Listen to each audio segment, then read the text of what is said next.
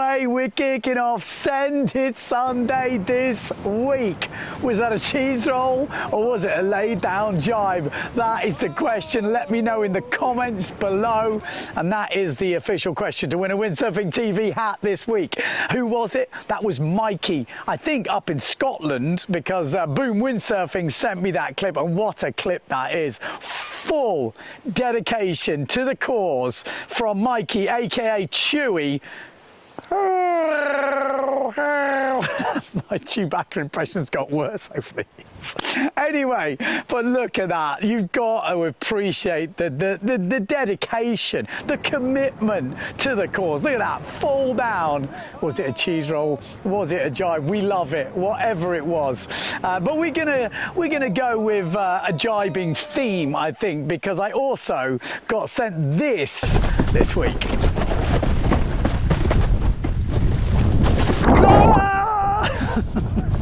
Oh, nasty nosedive there. That was Gert over in Browers Dam. Said he was after having an after work session, got the GoPro on. He was coming into jibe and he thought, you know what? I think I'll go for the duck jibe. And just as that thought entered his head and he was kind of ready himself, the nose goes down. Bang!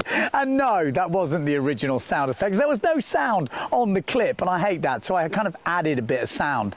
I hope that was okay for you, Gert. He said he nearly lost the GoPro, apparently. Came out of the clip, but managed to save it. So we still got the footage, but we love that nosedive. Remember, if you've got any clips for Sendit Sunday, because Sendit Sunday is back right now. Yes, it is. The September is coming, the autumn is coming fast, and that is when Sendit Sunday comes back after the summer off. Obviously, Sendit Sunday is still supported by SavernShop.com. Yes, they are still supporting Sendit Sunday. So if you do have any Savern type orders or you want to get some Savern gear, SavernShop.com is the place to go for that sort of stuff. And don't forget to enter the competition. Was it a cheese roll? Was it a laid down jibe?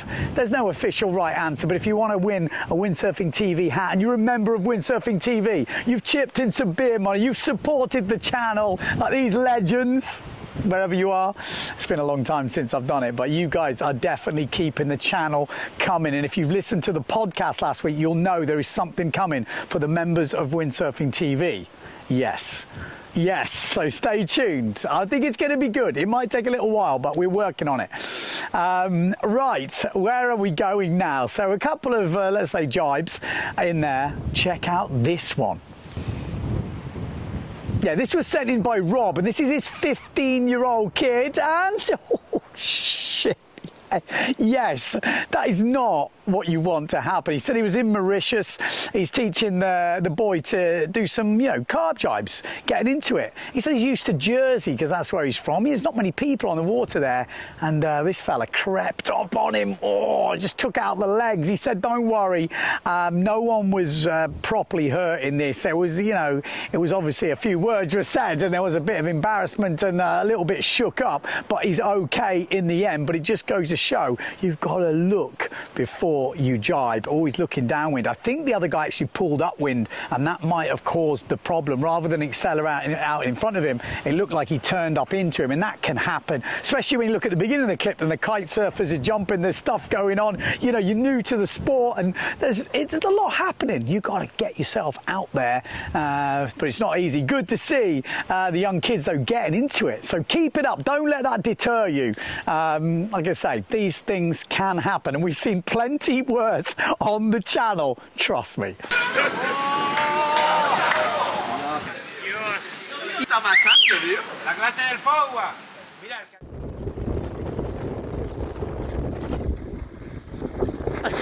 Now, when I say we've seen plenty worse on the channel, we've also have Mark Paré. This is the top rider in the world at the moment, in the top of the rankings, him and Marcilio Brown in the waves. But this guy still gets it wrong when jibing. Yes, Yes, it can happen. That was last week here in Portugal. We were flying around on the free ride gear, laying down the jibes, having a great old time. We also, there is a video coming to the Ben Profit channel. If you don't follow me on YouTube, follow it over there. But we did the Run the Gauntlet, which there's like a rock configuration, like little islands here in Martinhal Beach in Portugal, Sagres, and there's a gap, one of them. There's quite a few gaps, but there's one gap in particular. I just thought it was possible, but then I looked at it a lot of times and there's just no wind, and I thought there's no way, like surely it would be possible. Every time I looked at it, it was like, no, there's not. But we'd give it a good crack the other day. Did we make it?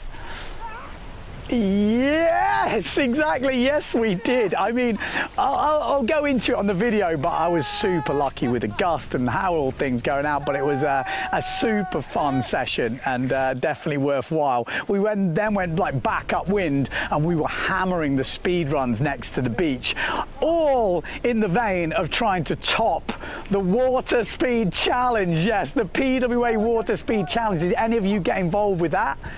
No? Why not? So if you don't know what happened, Water Speed sponsored the PWA in Tenerife, and obviously the Slalom X guys were there, and they were trying to set down the highest speeds they could in the race. So, you know, Tenerife, they're on the medium boards, quite big sails, it's quite choppy, and I think the top speed was something like 33.5 or something like that. Pierre Mortefon, fastest guy in the PWA, which, you know, in flat water, in a bit more wind, that's not that bad. So you get this chance to beat Pierre Mortefon. Yes.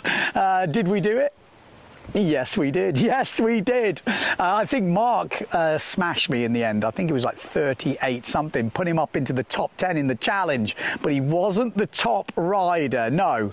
Who was the top rider? Because the top rider would actually win a signed rash vest from Pierre Mortefon. Who was it? Well, it was the Brits, yes, because Wes Kirby was going off. Jim Crossley, obviously well-known British speed sailor, took the win. Yeah, Jim Crossley, 45.6 to took the win. Jenna Gibson, fastest woman in the world, also up at Wes Kirby, was 43.8. And her fella, Simon Pepper, once again, just 0.1 behind her. Oh, he must be crying. He must be crying. Also, notable mentions for Ferry. Yeah, Ferry, 41, I think, 0.6. He's always up there, Ferry. And then Nick with 40.4. So some really good efforts in that sort of time period for that challenge. The challenge is now over. Jim has officially won.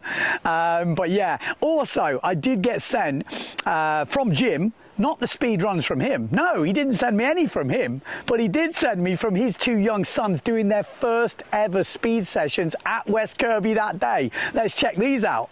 Yeah, so this first one is Jack, 13 years old and 45 kilos. Guess what his speed was? Actually, no, I'm going to change it. That is the competition this week. What was Jack's speed? He's 13 years old, 45 kilos. This is his run. What was his speed? Was it 31.5, 32.5 or 33.5 knots? Let me know in the comments below. If you remember, you'll win a Windsurfing TV hat. We'll keep the first question as well. I'll draw out a couple of winners for some hats because it has been a while for Sendit Sunday. So yeah, that was Jack. And then we also had this run. Yeah, this is George, 14 years old, both of them on a 4.6 oxygen from Loft. So I think that could be the no cam. I'll have to check that. But they are flying. Look at this speed. What does he do?